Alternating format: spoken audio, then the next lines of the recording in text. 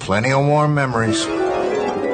You morons just hung vacancy signs on your asses, and my foot's looking for a room. You know, I ought to vandalize your ass with my foot. Sleep tight, and don't let the bed bugs put their foot in your ass. How'd you like to own a little bit of my foot in your ass? How about I drive my foot into this thing called your ass? You know, we could call in a specialist to find my foot in your ass.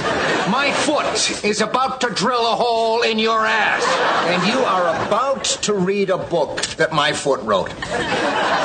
It's called On the Road to In Your Ass. Did you ever actually do that with your foot? Once. On Iwo Jima. I can't talk about it. Hello, everybody, and welcome to a very special podcast. And a brand new year, 2016, y'all. I'm Patrick M. Dunn. You probably remember me from the previous 38 episodes, because this is episode 39. I know that for a fact.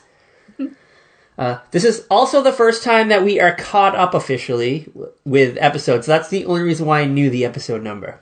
Yeah, it's kind of freaky, like, knowing this is exactly where we are, not being confused. So used to being like, we're somewhere in here. We're like, maybe this episode. I don't know. And I'm joined here, as always, by Kat Halstead, the author. She writes books and stuff. And you're crafty. You make ornaments and all kinds of other crazy things. T-shirts. You make T-shirts. Yes. Hell, I used to do that for a living. Yeah, she was a T-shirt manager? Is that what you were?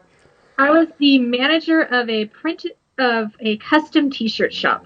That literally sounds like my dream job, I'm not gonna lie. One day the job itself is actually pretty good. It would be the backdrop of a great TV show, I think. Just like a ragtag team. Like the cast of characters I worked with. Oh my god. Okay, this is what my bosses were. My bosses were these like two conservative Christians.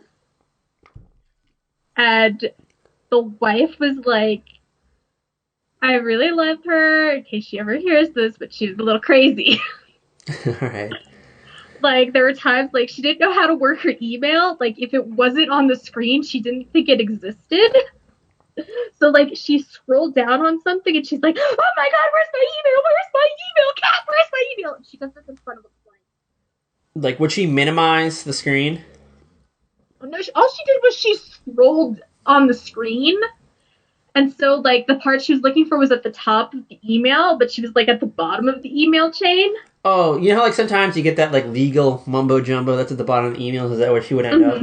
Like if you have like a company email address, it's like, if you receive this message unintentionally, please delete it. I get those all the time when my dad emails me, and I'm always like, okay. I'm like, I don't think that verbiage has any pull, because if you read an email unintentionally, you know the information. If there's anything scandalous in there, it's not like you're going to be like, oh shit, I'm going to delete this. Yeah. I mean, I probably would delete it just because it's an email, and email is useless to me these days. But yeah, I mean, oh god, I need to go through my email box and delete stuff, but I can't until I call Apple. Yeah, I haven't signed into my email in a long-ass time, so I just wonder what is just festering in there. I probably have all these... Oh, God, I have, like, Gmail accounts that, like, I just never check. Like, I have them, they come up on my phone, so, like, I see what comes up.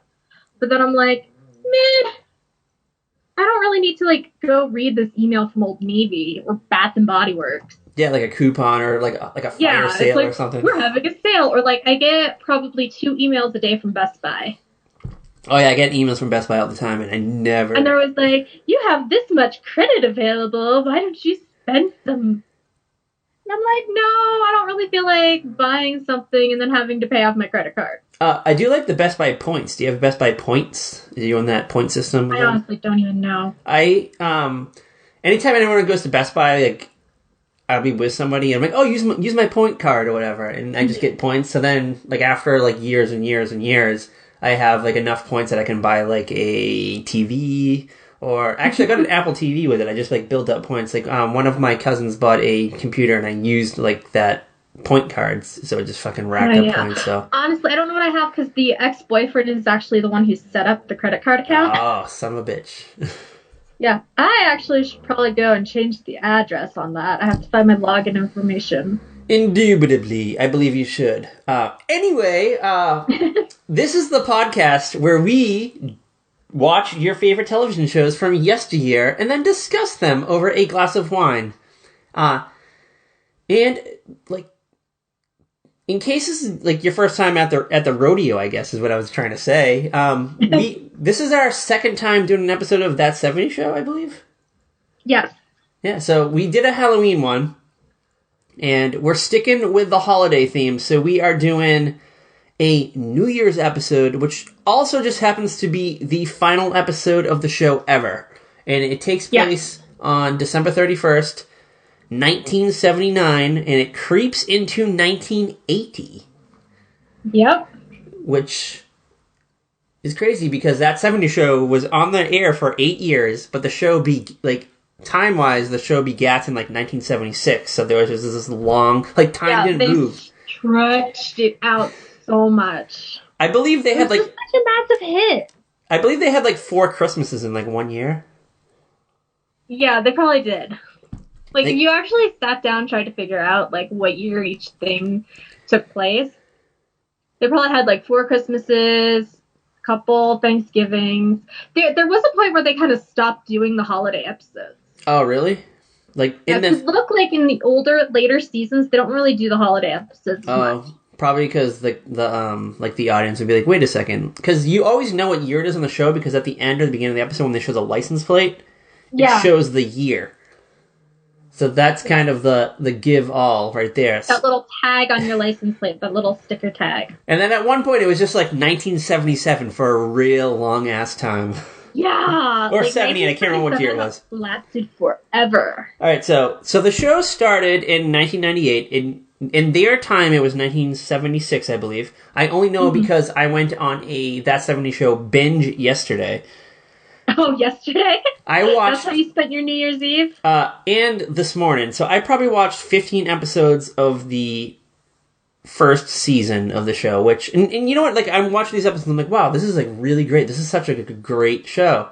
But I definitely watched it when it first came out, but at some point I slipped off, and I don't really know where. It's definitely pre-Blonde Donna. Which I don't know where that happens. I don't know where that comes into the show. Yeah, I remember watching That 70s Show, when it first came out. It was one of those shows my brother and I have both watched. And then, remember, we would watch I have memories of us even watching the reruns in our, kitchen and stuff. On the little TV in the kitchen. I don't know why we'd be watching in there. Not the living room or our bedrooms, but... yeah, I don't know when I know I kind of, fell out of it. There's this point when I was in college where you're so busy partying. Yeah, you just forget to go... You're not watching TV like you were. What night of the week was this on? I know originally it was on Sundays. It was, after The Simpsons, maybe? In that... I feel like it started, the same night The Simpsons and X-Files was on. Were they all on the same night at one point? Yeah, I believe, the lineup was, King of the Hill was on at, 7:30 for some reason. And then it was The Simpsons. Then I believe it was That 70s Show, and then the X-Files. Yeah, because I have some, weird memory where, those go together. And then at some point, Family Guy came out, so then That 70s Show got, moved to another night. So I think they were... I feel like That 70s Show kind of got moved around a little bit. Which is probably why I never really, I eventually fell away from it, only because it just kept moving around. And that was before you had, a DVR or an iTunes where you could just, catch up the next day. It there, or you subscribe to the season and you get an email that the new episode's ready to download. Oh, yeah. Nowadays, especially with network television, I just watch everything on Hulu because you can just watch it the next day. So I'm always a day behind, so I just try to avoid the major spoilers.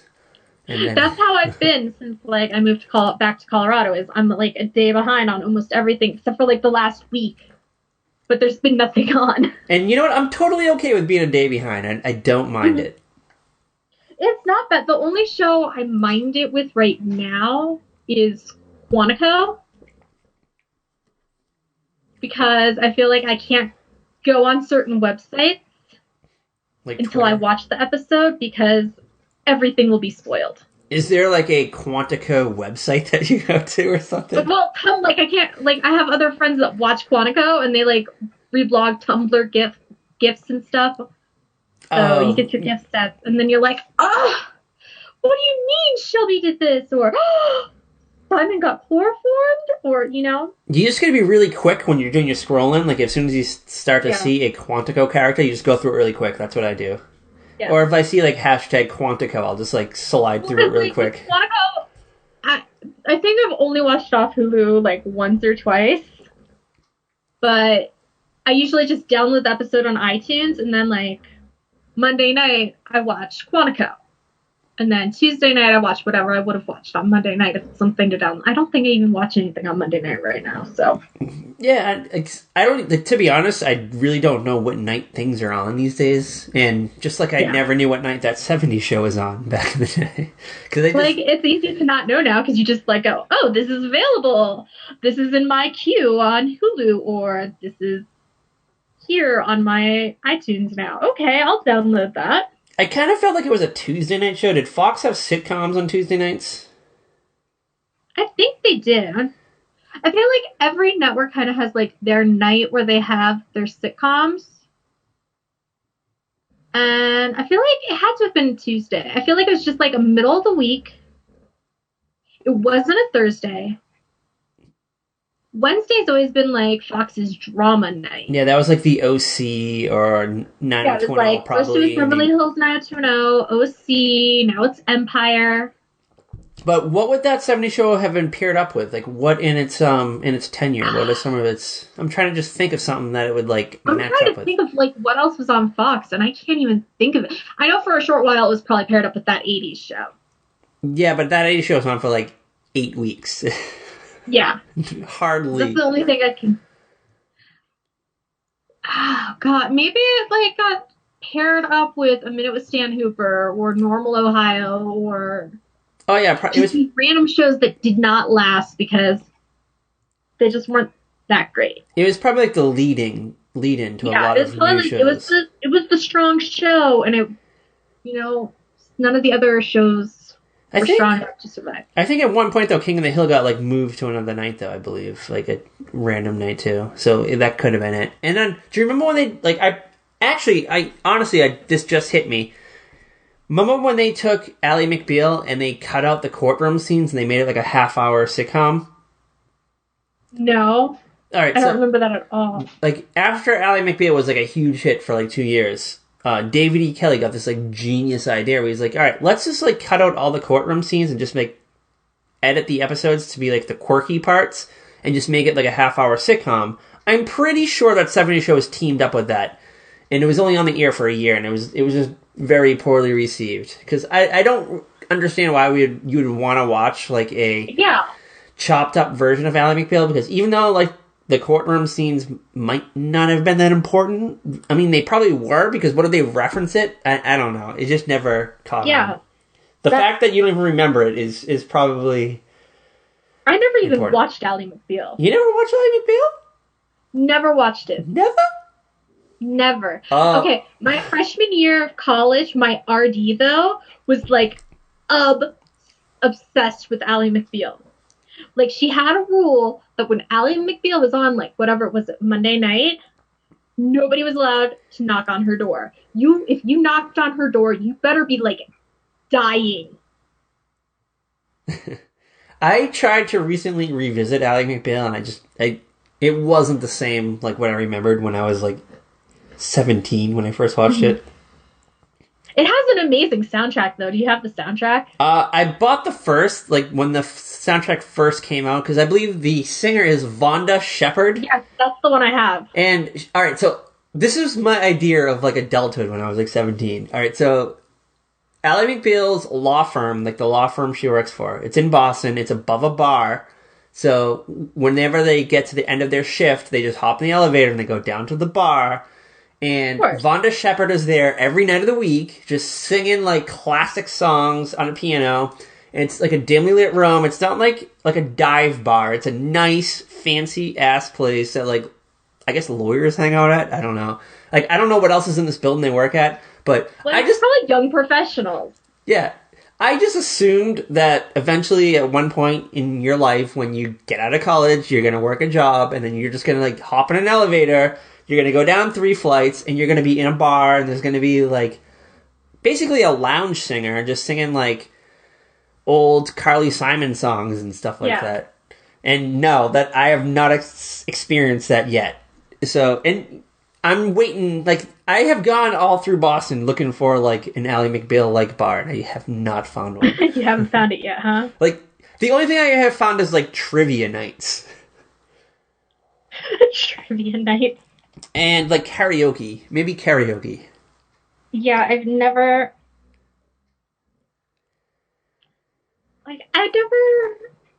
worked a job where, like, everybody gets off at the same... Well, actually, that's not true. I've worked jobs where some people get off at the same time, but at that point, you've spent 10 hours a day with them, you don't want to go drink with them. Yeah. Well, the closest that I had, so I worked in a call center once, and I worked till 8, and there was, like, a small crew of, like, 4 people, and then we would go to Chili's, like, after work, or TGI Fridays, because they were right next to each other.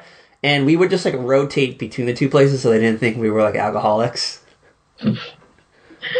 Wow. Okay, well, actually, I did have, like, a small group of friends. We would kind of, like, go hang out at this bar across the street from where we worked. So, like, okay, I used to work on a steam train. Yes, I believe we've established that in episodes. And right across the street, there used to be a bar that, like, we would all go... Like, if you're going to go to the bar after work, that was the bar you probably went to first. Was it crowded? Was it... Early, like, when we would get off, it wouldn't be too crowded. And then it would pick up as the night went along? It would pick up as the night would go on. But there wasn't a nightly singer that came in and sang classic songs in like a... There was no, like... a sparkly dress. Singer. It was, like, music from the jukebox, maybe... the local radio station. Basically, Vonda Shepard was like a Las Vegas like lounge singer that just played every night. But that just It's a cool idea, but... I would like to believe it exists in Boston, but I just don't think that would be a hit here because like we like sports bars here and divey places, not like not the bottom level of the Venetian in Las Vegas, which is probably like, I mean, like if you went to Las Vegas, you'd probably see Vonda Shepard there right now, like in real life. Let's find out what Vonda Shepard is up to. Should we ask Google? Should we ask Google? We haven't asked Google in a while. Let's ask Google because we can ask Google. All right. What is Vonda Shepard up to now?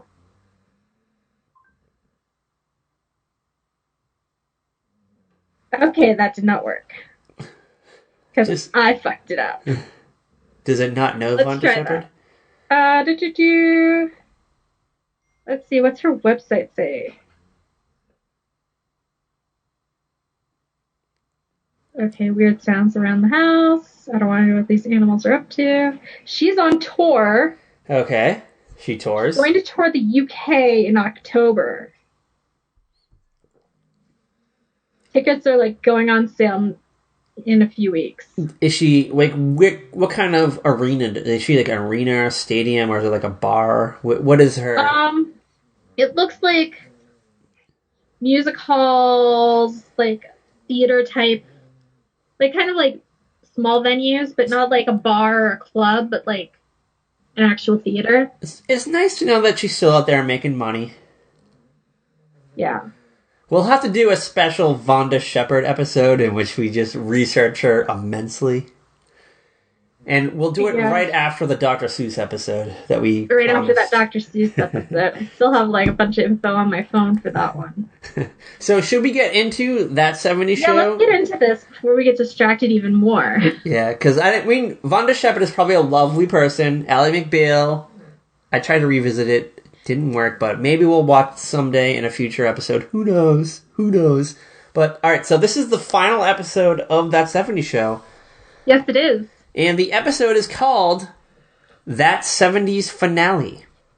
Mm-hmm. It aired in May of 2006, believe it or not. So it's like almost 10 years ago. Oh my god. Alright, so, fun fact of That 70s Show's final season. All episode titles that year, except for the series finale, were named after Queen songs. Mm-hmm.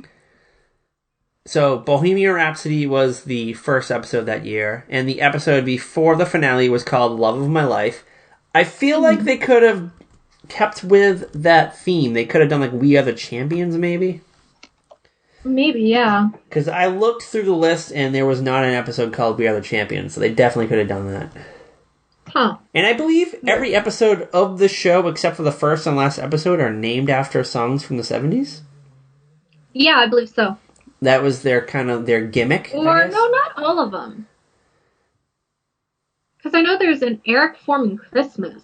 Is it just called Eric Foreman Christmas? Yeah, it's an Eric Foreman Christmas. Okay, well, It's basically you take Eric Foreman and make him Charlie Brown. That is basically like the whole. It's like a Charlie Brown Christmas. I've never seen that one. I can't wait. Eric Foreman. Like I didn't realize that until I've seen this episode like maybe 10 times, 20 times. And then I watched it a few weeks ago when I was writing up that Christmas countdown thing. And then suddenly I'm like, wait a minute. Eric doesn't feel the holiday spirit. He gets wrapped up in directing the play. All his friends are being kind of like dicks about their parts. And I was like, wait a minute. This is Charlie Brown. And then there's a scene where he's like at this brick wall with like one of them. And I'm like, oh my God. Eric Foreman is Charlie Brown. Was this in the Eric Foreman D-bag era of the show? No. They were still in high school. Okay, because I know, like, at one point in the show, in the series, Eric Foreman becomes a D-bag. I don't know if Topher Grace became a D-bag in real life. I always kind of felt that way, to be honest with you. Because, alright, so, let's get into it. Alright, so, the show aired for 8 seasons. The show suffered a major blow at the end of the 7th season when Topher Grace decided not to return to the show, as well as Ashton Kutcher. But Ashton stuck around for a few episodes of season 8. I think, like, the first couple, just to kind of, like, end the character off. Yeah, he was, like, in the first few, and then he left. He went to Chicago, I believe? Yeah. Michael moved to Chicago to be closer to his daughter. Yeah, I forgot he had a daughter. I've never seen episodes where he has a daughter, but I remember them mention it somewhere in time. I don't know if we ever see his daughter. Yeah, I don't think so. And who's the baby mama? Shannon Elizabeth. Oh, what's her name? Nadia from American Pie? Mm-hmm. Nadia. I think I was thinking of Median from an Entourage. I was like, Nadia. Alright, so Ashton Kutcher, I feel like Ashton Kutcher was like a real trooper, because I know that he wanted off the show, so did Topher Grace. But, I don't know, I guess, did Topher Grace kind of leave in a douchebaggery kind of way? I think, I don't know. I think he's just like, their contracts were up. He didn't want to renew. Fox wanted to keep the show going, and he's like, I think he stuck around for an extra year. Season 7? He and Ashton both stuck around for like an extra year. I think he wanted to leave at the end of season 6, but he stuck around for season 7. He's like, I want to go do some other things. I have other projects I've committed to. So they probably thought like ratings would like decline in season 7, but they kind of like stayed the same. Yeah. And Fox is like, damn, we need to like pick this up for another year. So Ashton Kutcher was like, he was Mr. Demi Moore at this point, right? Yeah, this is like early on in the Ashton Demi relationship, which is a weird relationship. And it's over now. Because he's now with Mila, and they have like a baby, right? Coming. They are married and they have a baby girl named Wyatt. So they had a child already? Mm-hmm. And they have another? No. Okay, so they had a baby. But they're married? Yeah, or they only had one child. Alright. The whole Demi Moore thing was kind of weird because I felt like it was just like a ploy just to kind of get her back into the spotlight. Because Bruce Willis's career just like it never it kind of like maintained itself over the years. Mm-hmm. And yeah, Bruce always like maintained. Like maybe he wasn't being like the biggest draw, but he was still doing stuff. He was still working at it. Yeah, like he had Armageddon. But I feel like after Striptease, we like never saw Demi in anything. Like, what is I still don't know what she's been doing. She did G.I. Jane, which I think was supposed to be her blockbuster, I guess, and it never. There's the one where she shaved her head, and it just didn't happen. So I think I just picture Demi Moore and Bruce Willis just sitting in a room, and they're just like, we need to mix it up. Let's just get divorced and just date younger people, and just have a great time. Didn't he get with Brooke Burns, and then they had a couple kids? Yeah, so Bruce Willis and Brooke Burns from, I believe she was from the E! channel. She was, an E! correspondent, right? She's one of those, former models who, got some hosting gigs and tried to be an actress, which just wasn't very good. She was on that show that Tara Reid took over on E! It was Wild On? Yeah, it was Wild On, but they renamed the show for Tara Reid. They called it Paradise. Oh God, yes, I remember that show. But Bruce Willis and Demi, they remained friends, and Ashton Kutcher. They have 3 daughters together, and Ashton Kutcher's really close in age to Rumor Willis and the other Willis daughter. So it was just really. Well, he's still older. He's older than those girls. He's not the same age. Those girls are in their early 20s. But you know though, Rumor Willis is probably in her early mid-teens. She probably had Ashton Kutcher posters. Yeah, she did. I remember reading she had posters of Ashton Kutcher in her room, or one of them did. And it's now this man is living 2 doors down from and you. And now he's my stepfather. Banging your mom. What? It just must have been you would think these kids would come out of it damaged, and they didn't, which is and then, you know what, Bruce Willis and Ashton were friends during all this, so it was just such, it was so weird. I just I felt like it was such a ploy, a PR ploy. It just never made sense to me that Bruce Willis and Ashton were friends. So that's why I just think it was this weird Illuminati-esque ploy, but I don't know. Because eventually Ashton and Demi broke up. And I don't even, her career never really bounced back from it. She did that Charlie's Angels, Full Throttle movie. She was the villain, maybe. Yeah, she was in that. I don't even remember her in that. She definitely was the bad guy. She did a movie with Miley Cyrus called LOL. It was not a good movie. But she never bounced back from it. I don't even know, is she, where is she now? Who knows? She's dating some younger guy. Another younger guy? Yeah, another younger guy. And trying to be the supportive mother as Rumor tries to become a star. Yeah, well, Rumor was on Dance with the Stars this last year, which did she win it? I can't remember. Yeah, she won it. And so, what is going to happen to her now? Nothing, probably? Well, she got a role on Broadway in Chicago. Okay. But I feel something happened and she injured herself, so she couldn't take the role on right away. I don't think the world is ready for Rumor Willis yet. I think she's 10 years out from being a star. I think she needs to just really ask herself what she wants to do. I think, okay, if you're the child of a celebrity, you need to not automatically think you need to be famous. All right, so what is an example? To, stop and just say, you know what? What do I really want to do? Because guess what? You have opportunities to go do something in this world, and you don't have to be some kind of hot mess, fame-seeking whore. Is there I'm trying to think of examples of celebrity children that kind of amounted things. The first one that came to mind is Jamie Lee Curtis. Mm-hmm. Her mom was Janet Leigh from Psycho, the one who got slashed in the tub. And her father was Tony Curtis. Yeah, Drew Barrymore kind of bounced back. Her parents were famous. Or her Yes, and she did wear an identical outfit in Never Been Kissed that she had in Babes in Toyland. Call back to a previous episode. Definitely check them out. On a very special podcast.tumblr.com. The links are there. Yes. And Melanie Griffith. she is the daughter of... Oh my god, what is... Tippy Longstocking? No, it's... Oh god, what is her mother's... Oh my god, I don't even remember what her mother's name is. Kate Hudson? Kate Hudson is Goldie Hawn's daughter. Kate Hudson's Oliver brother? Hudson? Yeah. And, I don't know... There's more examples. There's more. I was going to say as a joke... Because your parents are famous actors, or singers. I was going to say as a joke, I would say Jaden Smith. Oh, God. Total joke. Alright, so... Should we get into this episode of That 70s Finale? Yeah, let's get back to it. Alright, so it's the last day of the 70s, basically.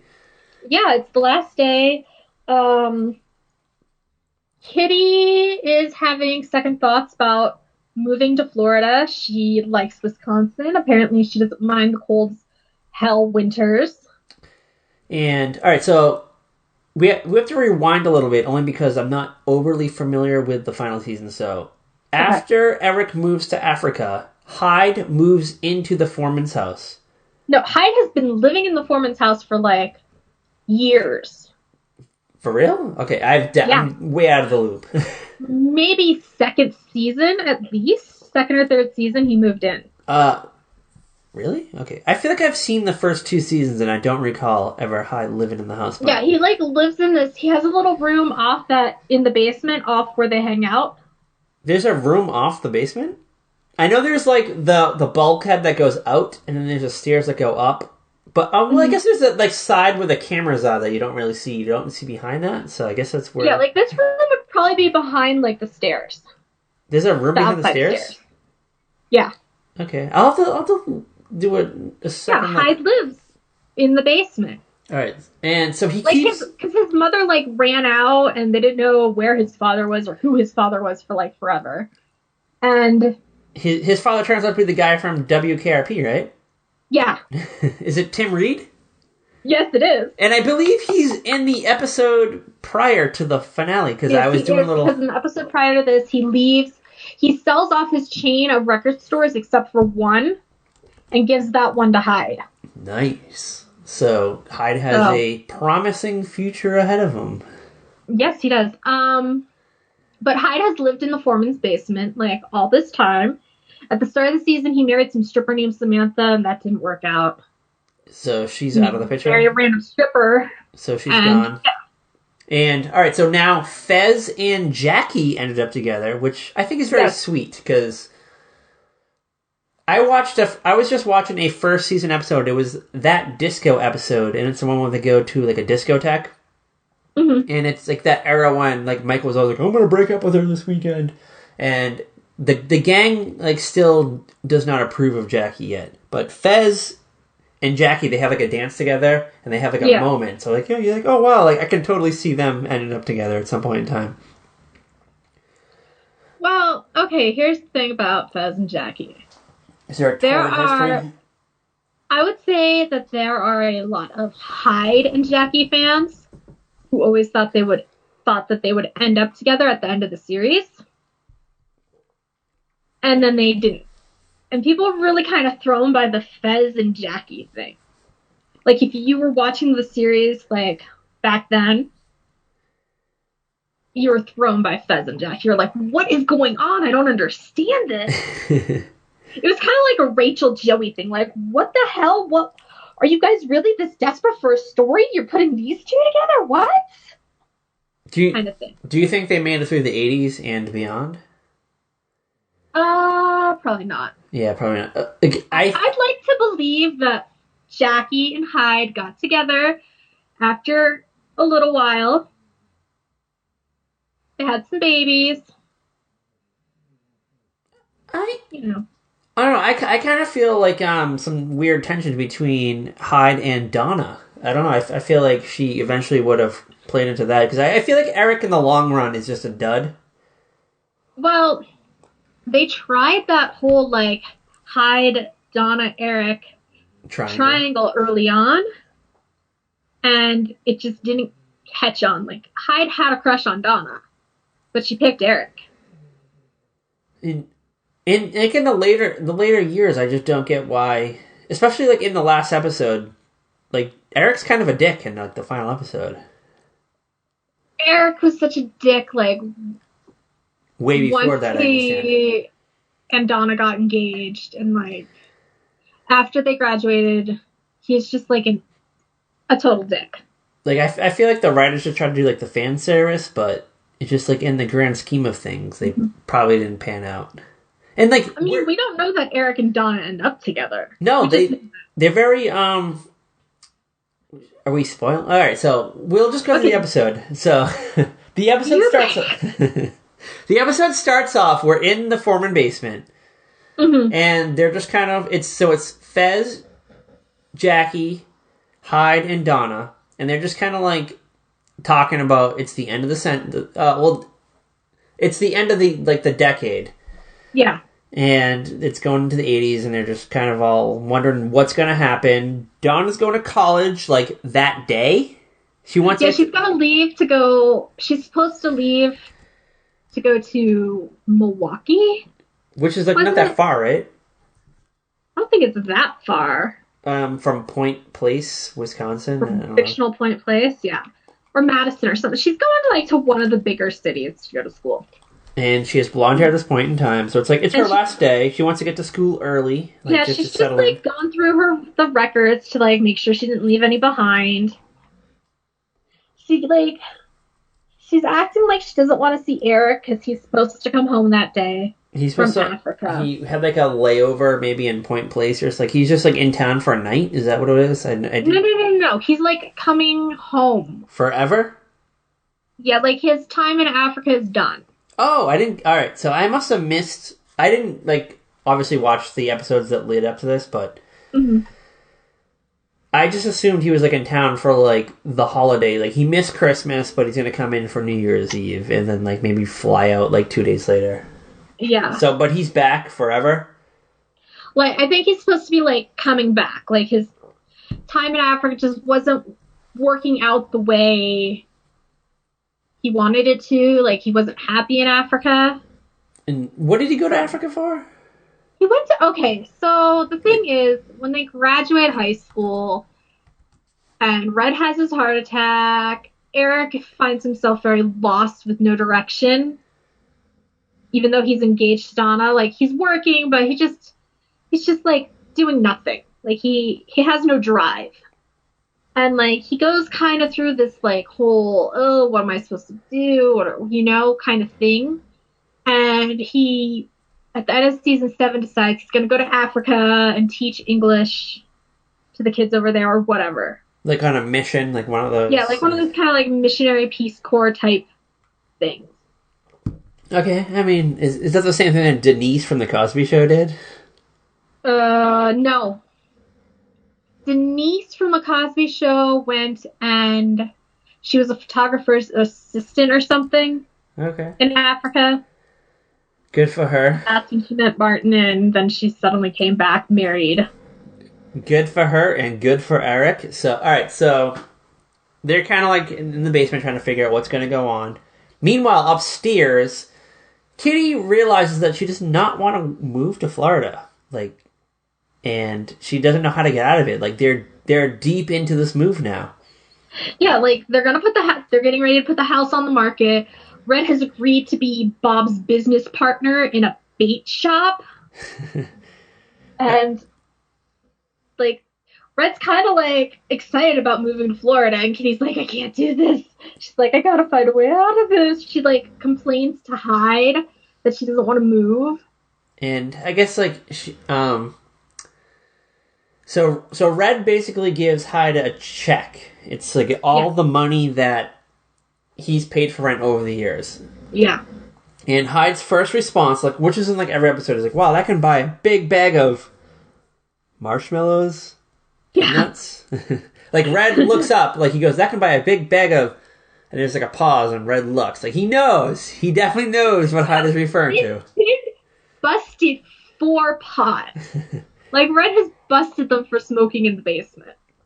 And he knows, and he, like, deep down, he doesn't really give a shit, but Hyde I think it's just, like, they keep it in the basement, they're idiots anyways, whatever. I feel like they have this, like, weird relationship, and he knows, but he just likes to see what excuses Hyde will come up with.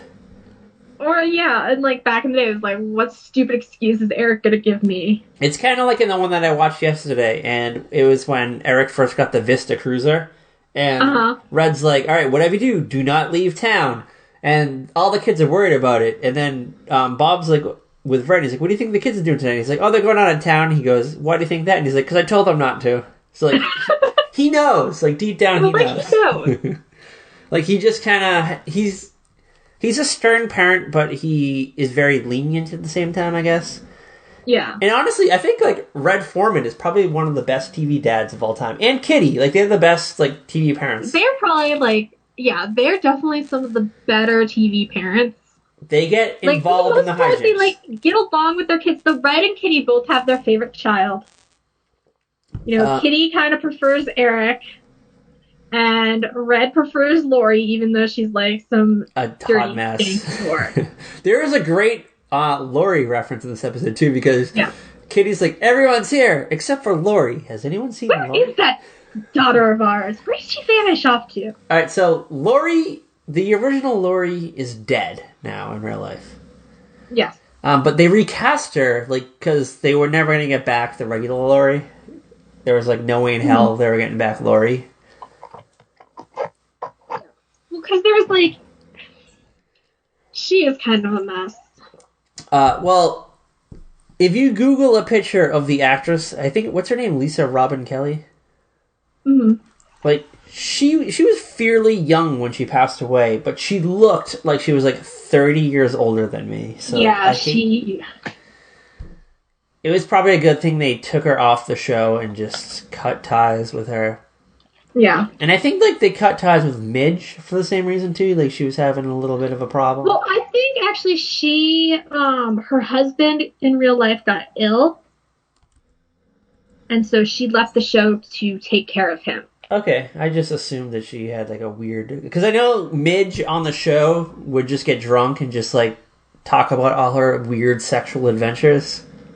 That's because Midge and Bob were swingers.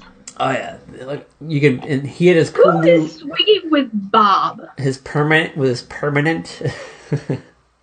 Like... I just don't understand the concept of swinging. It's something... No. I would love to know what Bob's hair looked like in the 80s. Like, if they could ever come back to it, I would love to know. I would love to just see what they looked like in the 80s, and then the 90s. And the nows. And then, like, early 2000s. So, Red is probably dead. Kitty might still be around. I don't know. Kitty drank a lot. That is true, but you know what? Like, some people just kind of, like, keep going. Kitty seemed like the type that could just keep going. Yeah. Kitty was probably that super cool grandma, too. Oh, yeah, totally. And, like, Lori probably died in real life in the 80s. Lori probably got killed by some, like, guy's wife. She probably went to Miami and got, like, caught up in, like, the coke craze and just never came back from it. Oh, Lori. She's probably in Scarface, to be honest with you. We'll watch Scarface and just see if Kitty is in the background. Not Kitty. Not Kitty, Lori. What are you drinking right now? Gosh. Wine and, I lied, vodka. Kitty is probably in the background of Scarface too, because they were going to move to Florida. I bet you they eventually went to Florida. Yeah, they probably, like, had, like, a few, like, more Wisconsin winters, and then were like, nope, we're going to Florida. I bet, like, 81 was, like, a shitty winter. And Kitty is like, all right, I've had enough. Like, the only reason we're staying here is because we're on a TV show, and we have to, like, end things sentimentally. But Bob moved away. The new neighbor's a dick. Hyde kept his mustache. He looks like he's, like, in ZZ Top now, probably. Eric, I don't know. Eric is a wild card. Did he get with Dunn? I don't even know what Eric... I just don't know what Eric would end up doing. And Kelso came back and he got fat. Or he got injured really bad being pushed off the water tower when he came back during the summer of 1980. He's like, 4th of July! Fireworks Smash. on the water tower. Yeah. He's in handicapped. He's like on a feeding tube. And Jackie probably she probably went like west to Hollywood or something. She seemed destined for something. Because she wanted to be in TV. She wanted to be like a TV host. And we found out Fez was a terrorist. No. Fez is like, he tried to assassinate Ronald Reagan or something like that. No, Fez probably just realized he liked boys. Yeah, he does have like a flamboyant side to him. That the show, like, it was obvious, but maybe he didn't realize it till like his mid-20s. Yeah. So. And I mean, it's the 80s, so you don't really talk about that kind of thing. Yeah, like the 70s were kind of, they lived in like Midwestern in the 70s, so it wasn't like they were like in New York City at the time. So he didn't know. And did he ever go back to his mysterious home country? No, because he became an American citizen. Ah. When he married Lori. Alright, most importantly, whatever happened to Randy? I don't know. Seth Meyers. Randy just vanishes in the middle of this episode. He says something about his grandfather eating Packers season tickets, and then he doesn't even like show up for the New Year's party. Like, he's supposed to be part of this group of friends now, and he doesn't show up for the New Year's party? See, well, I'm not too familiar with season 8, so does Randy have, like, major storylines, or he just kind of seems like a background player? Like, so he's Donna's boyfriend. In this episode, he's Donna's boyfriend? No, they have broken up. Okay, but he broke up like the episode before. But he still kind of just, like, lounges around, I guess? Well, yeah, because he, like, became friends with the rest of the group, especially, like, Hyde. But they didn't care enough to invite him to the final circle of the 70s. I guess not. Which is a great final circle, man. Like, maybe, you know what, maybe Randy was off having a hot date with some, like, slutty girl, and he didn't realize it was Lori. Could be. Alright, so the final circle in that 70s show is great because they actually show smoke in it, which I believe they, like, were cutting back from showing smoke. There was always, like, you just missed, like, there was always, like, a haze. There was always kind of, like, a haze. But I believe you never actually see, like, you never actually see them with the pipe or a joint or a bong or anything. You just see, like, them right after. But I think at one point, though, Fox was like, you need to, like, stop showing smoke. Yeah, I think, they didn't really want to, like, glamorize it.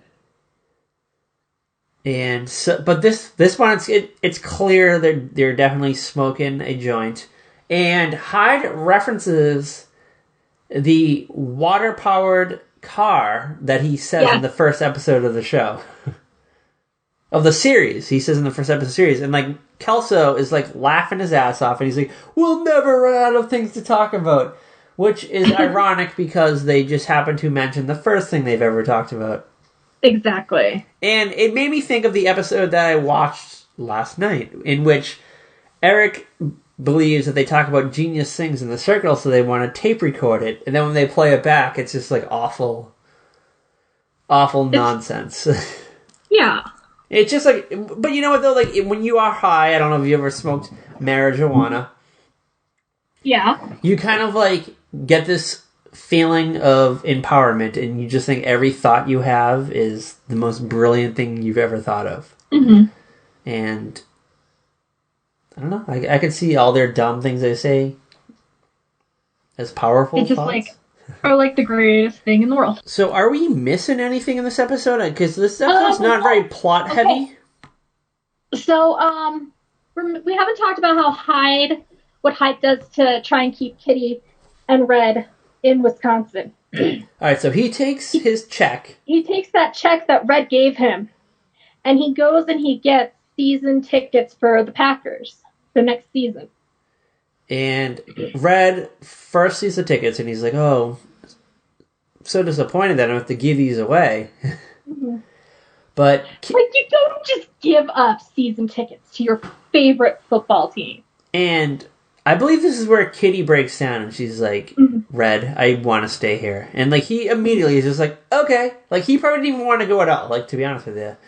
Like, he probably really started thinking, I'm going to be working with Bob.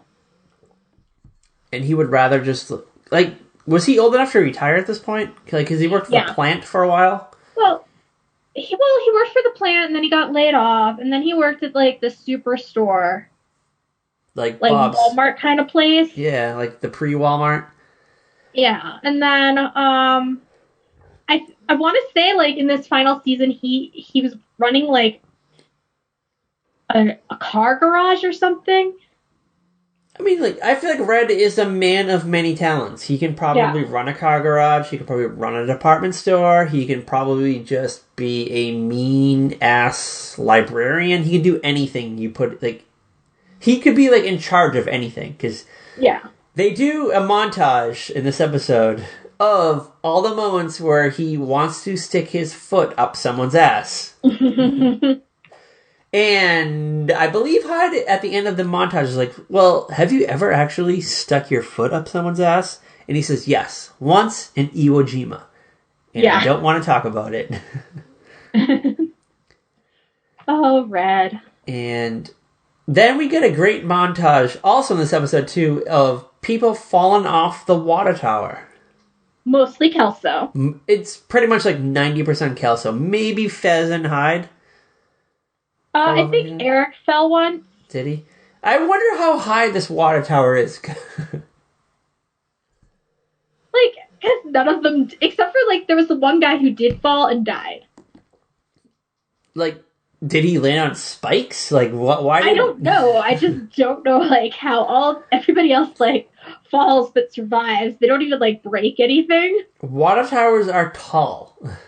Yeah, they're tall. I used to, like, have one down the street from my apartment in Minnesota. Yeah, you do not want to fall off that or push your best friend off of it. Yeah, like, you couldn't even climb that one, but still.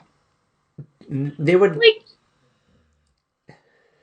I just don't know how, like, why it wasn't, like, blocked off better. I mean, I guess it was because it was the 70s and people were like, Yeah, if a teen falls off, it's just another teen gone. Just like, whatever. Urban legend now. And the water tower is also where Jackie and Fez have their first kiss, I believe?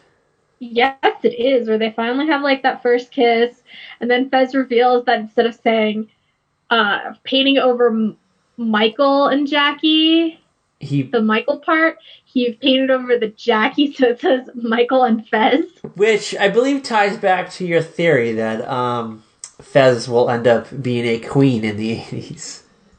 Yes. Because, I mean, he's a great dancer. He does, like, he came to America known disco. Yes, there is a guy, it's probably, like, the 8th season, like, there's, like, this weird, like, thing, something happened between him and Fez, and you're always kind of like, are they, like, ex-boyfriend? Who knows? Like, you just don't know. Like, when you do a full rewatch, you'll see what I mean. Alright, so I'm still in season 1, so I'll eventually get there. And then we'll come back and do another podcast. Alright, so... should we mention Donna and Eric's final moments together? I feel like that was like let's get to that. I feel like that's like the most important part of the episode. Like, everything else is just kind of filler. It really is. Well, okay, first you have to talk about how Kitty does her whole, like, goodbye, but even though she's, like, not leaving kind of thing. Yeah, it's weird. So they're having a New Year's party. She's, like, got her drink, and she, like, goes around, and she says, like, really nice stuff to everybody, and that's kind of like when you realize Randy's not there. Oh, yeah, because, alright, so I guess this is probably their, like, moving away party, originally. Well, it's just like their like New Year's Eve gathering, and they announce they're not going to move. But Kitty still says goodbye to everybody. Yeah, she still says goodbye to everybody. Like, maybe she forgot because she was drunk. Well, to be fair, Donna is leaving. Yeah, well, Donna's leaving. Donna gets a little emotional. She's like, I gotta go outside. And she just chills out. Well, you know what? Eric was actually supposed to be back by now, so there was probably already a plan to have a little gathering because Eric was coming back. Yeah, so Donna gets a little upset. But when Red went to the airport, Eric wasn't there because the dumbass missed his flight. Yeah, because he's a dumbass. And I believe Eric says in this episode, I finally realized I'm a dumbass. So Donna just gets, like, upset because there's just all this weird things going on. Like, Jackie and Fez are together. Michael has a kid. Her dad's moving to Florida. She's going to college. Like, her whole life is changing. Yeah, so she's like, I just need a moment. So she's just chilling on the Vista Cruiser. Just out in the driveway, just looking at the stars. And Eric shows up. Like, just, there's Eric! He caught the last flight to Wisconsin, whatever the nearest airport is. I have no idea. Mm-hmm. And they kind of, like, they talk. Eric is just like, the whole time I was in Africa, you're the only one I ever thought about. He's like, just like Red said, I'm a dumbass. And they share a kiss. They share a passionate moment. And it's very open-ended. It's very ambiguous. Like, you don't know, are they actually just getting back together? Or do they just have, like a shared moment? Because they immediately went to the basement. They had the final circle, and they just went up to celebrate. Yeah, Eric goes down to the basement with the guys and has a circle. The girls are upstairs. The girls stay upstairs. But they come down at the last minute and go, come on, guys, we gotta go upstairs. It's going to be midnight in 10 seconds. And you hear, like, the countdown. They get to 1. Well, first, you gotta... Like, they run upstairs, and right before they run upstairs, Eric says, last one up the stairs has to call Red a dumbass. And they all push Kelso down. Kelso is the last one, and he grabs, before he goes up, he's got, like, that kid, like, look where you're going to get in trouble. So he goes and he grabs the Packers helmet and puts it on before he goes upstairs. And they do the countdown, and you're expecting, like, a final moment of everybody together, and they do the countdown, they get to 0, and the show just ends. It's just black screen, and then the license plate, and it says 1980. And it's over. It's over. That 70s show is over. We are now left wondering what the hell happened to everybody. And we've alluded to our theories, our thoughts, but we'll probably never know. It's just...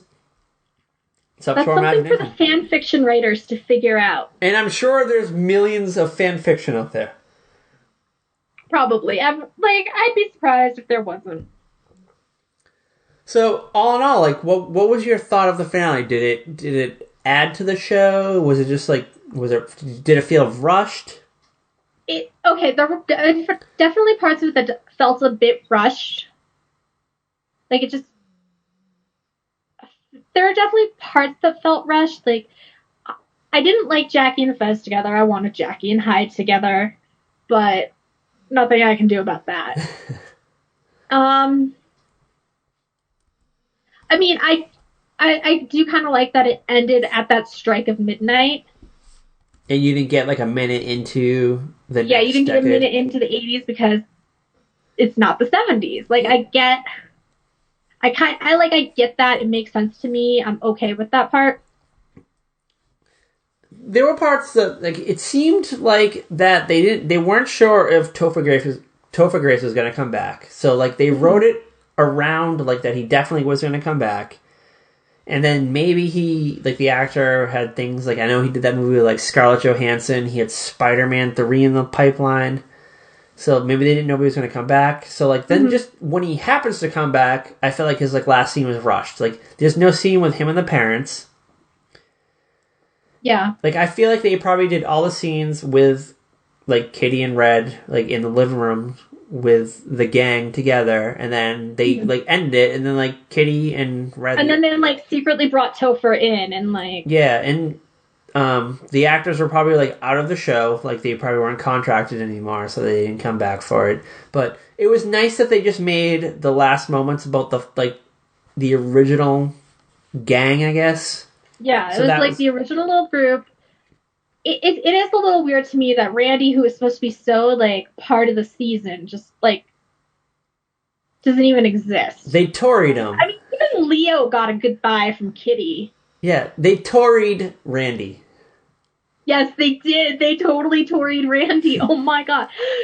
Like, Kelso shows up, you never see Randy. So, the Tori reference is obviously to Saved by the Bell, where the character of Tori, who is just intertwined in between the non-Kelly and Jesse episodes. So, yeah.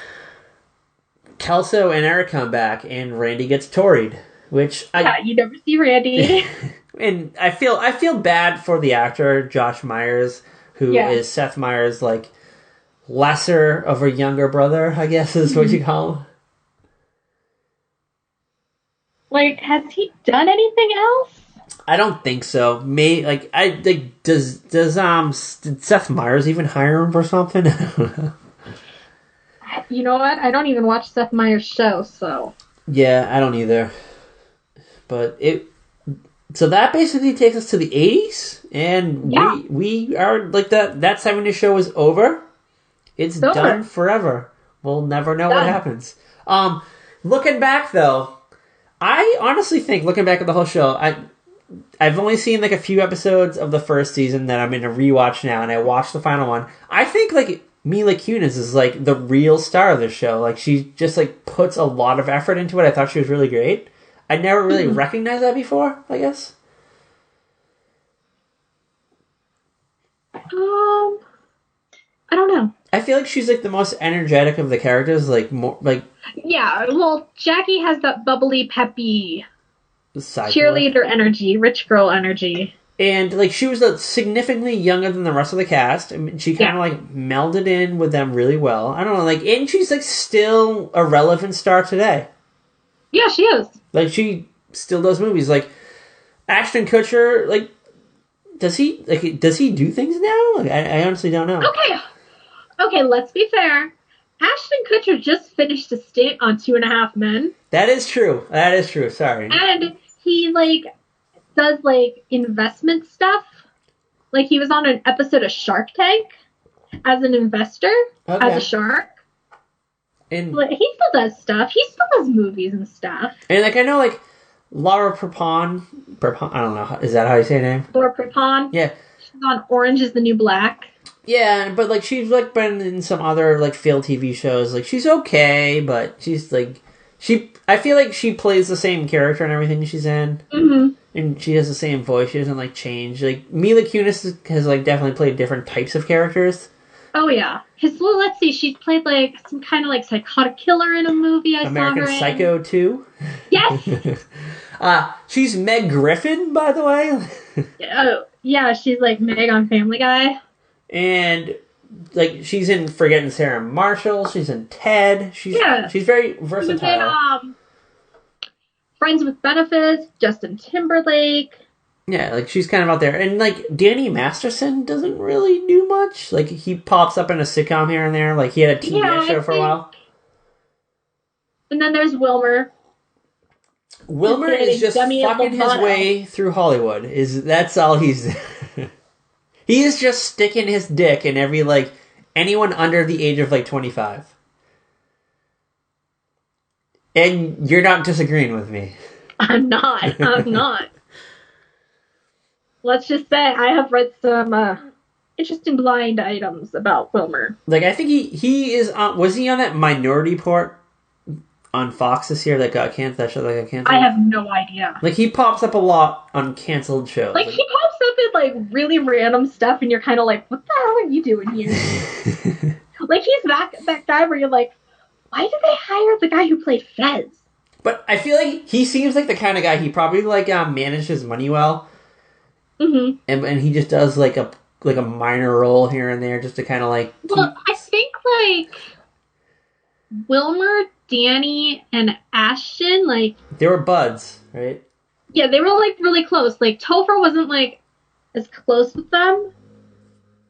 Like I think he just had a different personality. Like he'd rather go play poker in a dark room somewhere and go out at a club and hook up with girls. Hook up with Demi's friends. Yeah. But I think the three like own a restaurant together, or at least used to. So they probably have like Wilmer. I feel like Wilmer is definitely well off, and he's just kind of like every now and then he's like, you know what, I want to do like an acting gig in between his like sexual sessions with 23-year-old former Disney stars. Yeah. Like, Danny, he kind of pops up once in a while, you know. Hopefully he doesn't give all his money. Hopefully he and Laura don't give all their money to Scientology. Is he a Scientologist? Yeah. Is Laura a Scientologist too? Yes. They got whipped into it. Well, you know they used to date. I think I didn't know that from old. I think we might have Right. talked about that the last time we did that. I believe we did. I think that's where we were from. So they're knee deep in Scientology. Should we give them Leah Remini's phone number? You know, I don't know. Guys, if you want to get out, talk to Leah. All right, so that is That 70 Show. The end of That 70 Show. We'll definitely revisit the show. We'll have to do something in the middle, maybe non-holiday-ish. Yeah. Definitely Just like non-holiday-ish. random. We need to do like just a reg episode, maybe like where nothing really happens that much. Yeah. Yeah. All right. So looking ahead, so we're in the new year. We have some exciting things coming up for you. We're going to try new things this year. We're going to try our stab at reality television. We might even do some more music videos. Maybe some soap operas. But you guys, don't forget, you can make requests. all right. So we pretty much have the next like 10 episodes picked out. But if you send us a request, we may just interject it in between somewhere. Yeah, we'll look into if it's something we can find.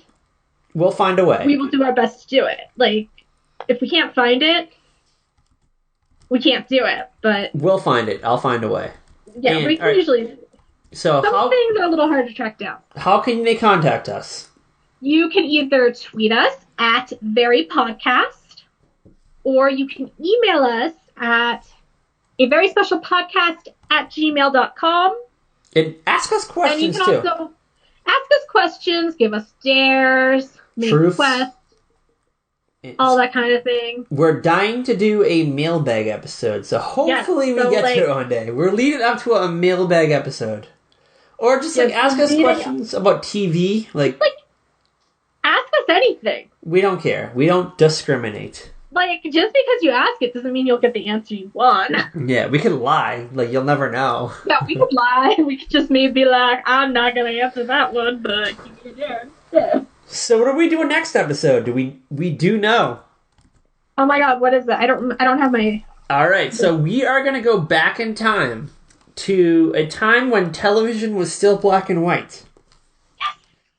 Which I think these are like one of like they might not be their most popular episodes, but they're the most fun to do for some reason.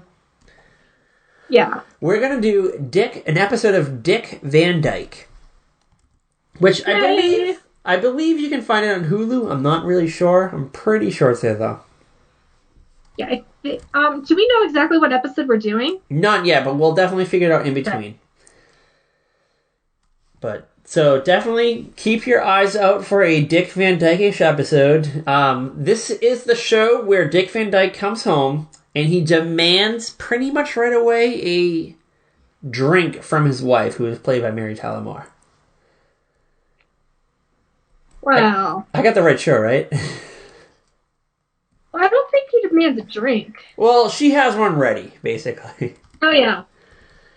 So Oh, it's not on Netflix anymore. we'll find it, but enjoy the new year, and definitely subscribe to all of our shit. And if not, we will find you. We probably won't, but we will try to find you. And as always, Bye! until next time.